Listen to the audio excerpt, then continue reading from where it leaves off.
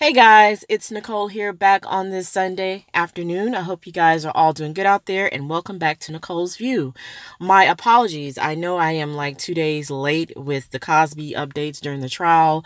I'm going to tell you day 9 basically in a nutshell was folks in medicine testifying about Quaaludes and Benadryl and their effects. Now, Quaaludes was a Hail Mary that was brought up by the prosecution. It was pointless because Andrea Constand did not take Quaaludes. Okay, this is not what it's about.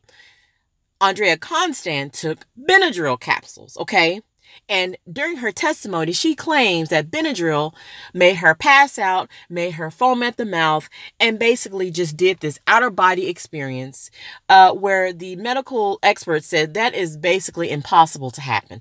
Benadryl does not do that to you, okay? Benadryl does not knock you out. Benadryl does not put you in some drug-induced coma. This is what she was making it sound like that Benadryl did to her. Okay, so that was basically Thursday, day 9 in a nutshell. Okay, they brought up Quaaludes to throw the jury off, to just put lurid information in these jurors' mind to make them feel some sort of way. It had nothing to do with this case, okay? That was day 9, guys. Now, day 10 was interesting. That was Friday. Now, I am reading this from Philly.com, and their headline says, as Bill Cosby trial winds down, defense shift focus toward aiming to prove he was out of town.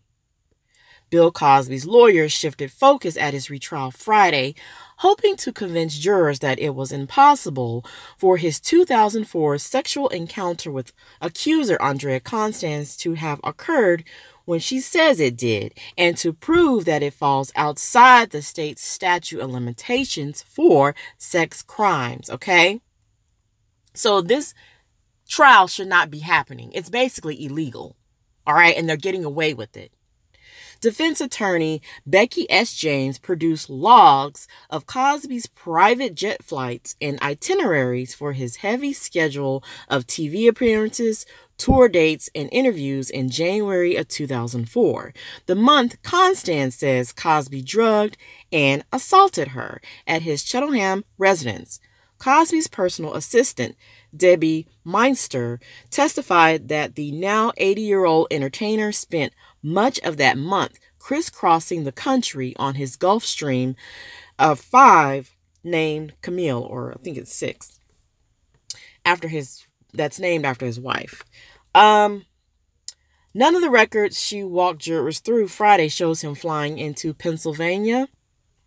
Philadelphia between December 2003 and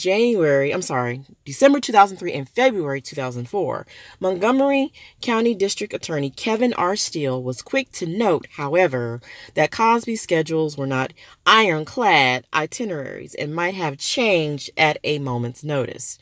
You have no personal knowledge of whether the defendant was on that plane, he challenged Meister while discussing one of the flights she referenced. James did little more on Friday, the trial's 10th day, than to introduce the travel records and appearances schedule as exhibits. But the 14-year-old appointment schedule is likely to play a significant role in Cosby's defense as the case rapidly draws to a close. In court papers, James has laid out an elaborate heavy argument that Constand's alleged assault fell outside the time period in which prosecutors could legally charge Cosby with a crime.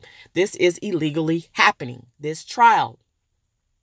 Although Constand has repeatedly maintained in police statements, depositions, and testimony over the last 13 years that Cosby drugged and assaulted her at his home during the first 2 weeks of January 2004.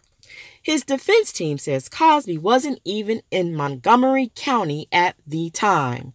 Instead, the defense documents show that the entertainer kept up a brisk pace during that period, jetting back and forth between New York, Florida, California, and his home in Massachusetts.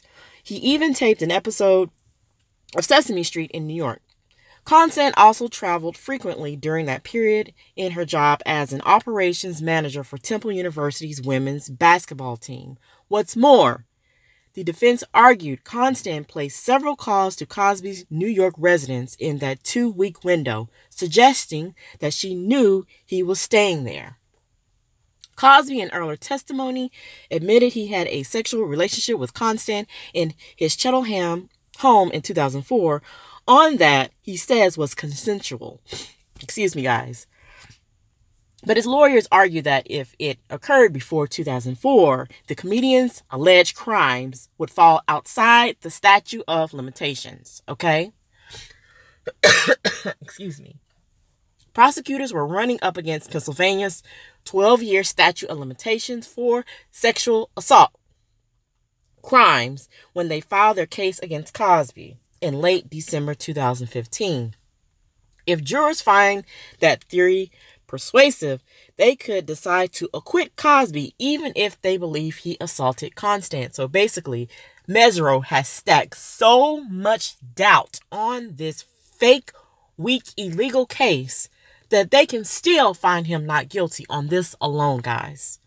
The defense argument is just one of the themes likely to be competing as James and co-counsel Tom Mesereau and Kathleen Bliss prepare their closing pitch to jurors, expected at some time next week, which is this week coming up. Earlier in the trial, they also sought to paint Constant as a gold-digging opportunist, which they did, who fabricated her assault claims in an attempt to extort $3.4 million out of Cosby, which she received in 2006. Jurors heard testimony Friday from Robert Russell, who said he knew Constant in 2000 and 2001 in Canada before she moved to Philadelphia for her job at Temple. Russell of Montreal said Constant told him that she was interested in a career in sport broadcasting. She sent her resume to a station and had her picture photographed, he said. His account fits into Cosby's lawyer's theory that Constant wanted to use Cosby for his money and to boost her own career, and it conflicts with Constant's testimony that she was not very interested in the mentoring Cosby offered to pursue opportunities in broadcasting. Russell said he did not know that she had left Canada to work at Temple and has not spoken to her since 2001, a fact prosecutors emphasize. Oh, right, whatever. Cosby's lawyers wanted Russell to also testify that Constant used drugs. He said she was addicted to mushrooms. He said she smoked marijuana, and he said she brought drugs over the border. Mesereau said he asked Judge Stephen T. O'Neill to permit that to testimony. Of course, O'Neill did not allow it. Outside the courthouse Friday afternoon, Cosby's spokesman denounced that ruling. You might take away a witness, but you will not take away the truth. You cannot take away the facts. And we will still feel that Mr. Cosby will be found not guilty of all charges, spokesman Andrew Wyatt said, as Cosby stood side by side and his anti-Cosby protesters disrupted his statement by playing recorded hip-hop music and using a bubble machine. Now, these are the clowns, the buffoons who are out there supposedly supporting Andrea Constant. Testimony in the case continues Monday. Now, I am going to attempt to go to this Monday as well, to this fake farce trial once again. So wish me luck. I hope I can get up in time, but I'm going to try to attend and meet with other supporters of this. So supporters of Cosby, of course, of this. And yeah, this is what's going on in Norristown, PA. The fraud continues, the lies continues, and as you guys can see, Mesereau is doing a fantastic job of basically stacking the deck so high. I mean, the doubt is just monumental. And if this jury even tries to convict Cosby on any of the 3 counts, I'm telling you right now that jury is bought and paid off, because no sane jury will convict this man with all this doubt. Do you hear me? No sane jury, no jury with a brain will convict this man unless they were bought off, selected, and paid to do so. And that is just that.